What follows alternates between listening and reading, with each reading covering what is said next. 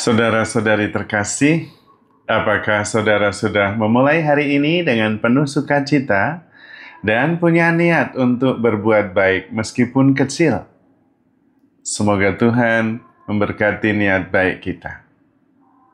Mari kita hidup sepenuhnya, karena hidup itu luar biasa. Saya baru saja mencoba meneliti. Sebetulnya bukan baru saja, tetapi akhir-akhir ini saya mencoba meneliti sebetulnya apa yang bisa kita lakukan. Dan ternyata tidak banyak. Salah satunya, bernafas. Apakah saya bisa mengatur nafas saya? Ternyata nggak bisa. Saya mau ngatur atau tidak mengaturnya, nafas ya nafas terus.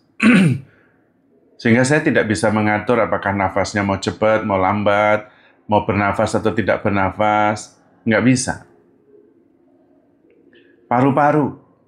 Apakah saya bisa mengatur supaya paru-parunya itu mengembang, teratur, atau agak variatif sedikit? Nggak bisa. Jantung begitu. Nggak bisa. Saya tidak bisa menguasainya, tidak bisa mengaturnya. Saya tidak juga bisa mengatur misalnya metabolisme dalam tubuh saya. Nggak bisa. Saya juga tidak bisa memberi komando. Ayo mulai bernafas, ayo berhenti bernafas. Nggak bisa, nafas sendiri. Lalu saya tanya sebetulnya, apakah dengan berjalan juga gitu? Melihat. Apakah melihat juga bisa saya kendalikan? Yang bisa saya kendalikan menutup mata dan membuka mata. Tapi melihat nggak bisa saya kendalikan. Karena di luar kendali saya. Begitu dibuka matanya langsung melihat. Buka matanya terus, ayo buka mata tapi jangan melihat. Nggak bisa. Paling hanya bisa menutupnya, lalu membukanya. Tapi melihat atau nggak melihat nggak bisa. Jadi sebetulnya saya itu nggak bisa apa-apa. Tapi seringkali merasa, ya ini ilusi saja. Merasa bahwa saya itu bisa mengatur diri sendiri, bahkan bisa mengatur orang lain. Karena itu jadi masalah. Sebetulnya saya itu tidak bisa apa-apa. Melihat, ya melihat saja tanpa saya pun bisa. Bernafas, ya bernafas saja tanpa saya juga bisa. Jadi saya itu nggak bisa apa-apa sebetulnya. Hanya numpang aja. Numpang merasa saya semua yang melakukan. Padahal saya nggak ada juga nggak apa-apa. Dia tetap bernafas, dia tetap melihat, dia tetap bergerak gitu. Dan ternyata saya tidak bisa apa-apa. Tapi seringkali sombong, merasa saya yang melakukan semuanya, padahal ya enggak. Karena itu sebetulnya yang paling penting adalah mensyukuri. Lalu bertanya, saya itu sebetulnya bisa apa? Kalau ini nggak bisa, itu nggak bisa, bernafas saja nggak bisa ngatur, nggak bisa mengendalikan. Jantung juga jalan sendiri, nggak bisa ditata bagaimana diatur. Jalan sendiri dengan teratur.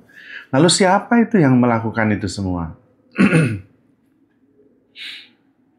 Lalu saya ini siapa? Rupanya yang mengatur ya Tuhan. Dikatakan bahwa Roh Kudus bertahta di dalam diri kita. Kita adalah bait Roh Kudus. Saya ya numpang saja. Kadang-kadang merasa saya semua yang ngatur. Padahal penumpang gelap saja. Karena itu menyadari diri sebagai roh yang mengekspresikan diri, yang menggerakkan, yang menjadi daya hidup, yang mewujud di dalam diri, itu menjadi sangat mengubah segalanya. Karena kemudian sebagai roh yang mengekspresikan diri di dalam diri ini, roh itu penuh dengan cinta kasih, harapan, sukacita, bukan dengan pertimbangan-pertimbangan yang membuat kita muyek. Yang bisa kita lakukan adalah bersyukur. bahwa bisa ngalami semuanya itu. Dan karena itu bersyukur juga bisa mencintai, itu yang luar biasa. Maka yang paling penting mencintainya sebaiknya dalam diam. Dan karena itu kalau mencintai tidak perlu menjelaskan. Dan karena itu juga kalau mengalami sesuatu tidak perlu membela diri. Kalau membela diri itu pasti bukan Roh Kudus, itu pasti saya itu yang mau akhirnya dihargai, dianggap benar, dan sebagainya. Maka kalau mencintai dan menjelaskan, wah itu bukan cinta. Kalau mencintai kemudian mencoba mempertahankan diri, memberi alasan-alasan, itu bukan mencintai. Itu saya itu yang numpang dalam mencintai. Bukan Roh Kudus yang bergerak. Karena Roh Kudus yang bergerak itu adalah kasih yang natural, tidak harus dijelaskan. Karena itu sebetulnya untuk menghindari agar yang lahir dan kemudian mencintai, yang mewujud dalam kasih, itu sungguh-sungguh Roh Kudus yang bertahta di dalam diri kita perlu latihan mencintai dalam diam. Lalu kalau ada sesuatu yang memancing supaya memberi argumen, memberi alasan, diam saja. Maka kemudian ego nggak bisa apa-apa. Kalau toh ego kemudian merasa bahwa dia tetapi tidak bisa menjelaskan, akhirnya juga ego menjadi rendah hati. Karena memang ego itu maunya kelihatan, menonjol, bahkan tindakan yang sangat halus seperti mencintai itu bisa dipakai oleh ego untuk menonjolkan diri. Karena itu kemudian dia merasa baik, dia merasa penuh kasih, dia merasa hebat. Bahkan ego itu bisa merasa dirinya rendah hati. Wah, itu. Lalu sampai mengatakan, saya ini rendah hati loh. Itu pasti nggak rendah hati. Karena itu silence itu powerful sekali. Maka the power of silence salah satunya adalah membunuh ego. Dan kemudian membuat kasih secara natural mengalir dalam diri. Karena itu juga Tuhan Yesus mengasihi kita dengan memanggul salib menuju ke Golgota dalam diam.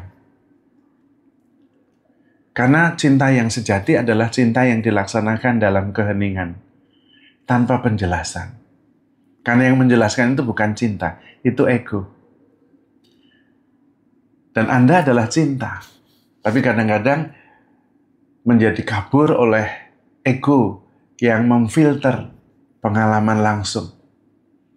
Maka latihan untuk tetap terus mengasihi tanpa penjelasan, terus mengasihi meskipun disalahpahami, itu adalah cara mengasihi tanpa pamrih, mengasihi tanpa ego. Bisa juga latihan memandang tanpa ego bisa. Memandang tanpa saya itu bisa. Lama-lama sayanya itu nggak diikutkan kemana-mana. Dan kemudian sayanya itu ikut saja dengan gerakan daya hidup yang menggerakkan kita. Tapi ada yang bingung ketika saya mengatakan melihat tanpa saya. Nah, itu sama saja dengan bernafas tanpa saya. Maksudnya adalah bernafas itu ya bernafas saja. Saya sadar atau nggak sadar ya bernafas.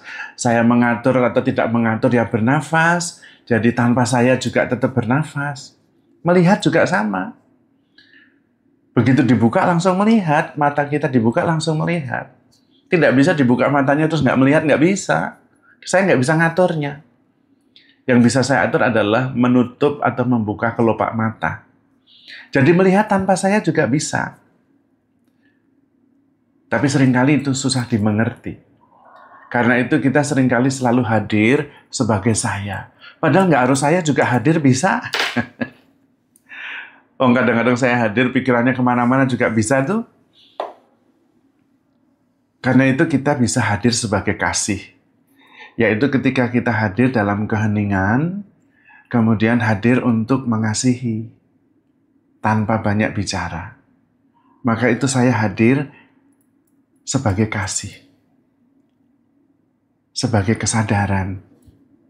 Dan kehadiran itu sungguh mengubah, membesarkan hati, membawa kedamaian. Maka mari kita belajar hadir sebagai kesadaran, hadir sebagai cinta, hadir sebagai Roh Kudus yang mewujud di dalam diri kita. Karena kita ini adalah bait Roh Kudus. Hadir sebagai Kristus. Karena kita semua dibimbing dan dituntun untuk sampai pada akhirnya bisa mengatakan, aku hidup, namun bukan aku lagi yang hidup, melainkan Kristus yang hidup di dalam diriku. Kita semua adalah perwujudan dari Kristus itu. Kita semua adalah perwujudan dari Roh Kudus itu. Karena itu ketika orang sampai mirip seperti Kristus, ada yang seperti Padre Pio. Bahkan fisiknya mempunyai luka-luka Kristus yang disebut dengan stigmata. Juga Santo Fransiskus Assisi. Karena kita semua akhirnya akan menjadi perwujudan dari Kristus lewat diri kita. Karena kita semua adalah bait Roh Kudus. Kita begitu bersatu secara sadar penuh dengan Roh Kudus yang bertahta di dalam diri kita, sehingga Kristusnya makin besar dan sayanya makin kecil. Karena saya sebetulnya nggak bisa apa-apa. Dia cuma dompleng aja, numpang tenar.